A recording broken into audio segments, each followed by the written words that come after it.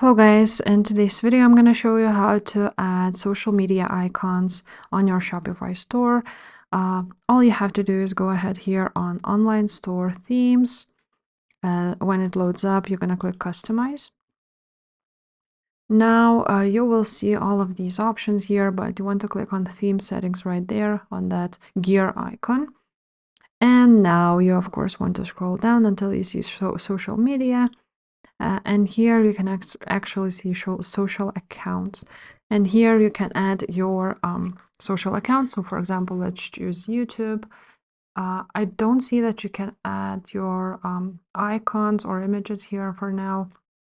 So let's just put YouTube channel.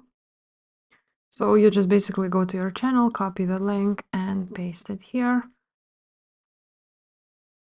After that, we should see our YouTube right there, as you can see at the corner.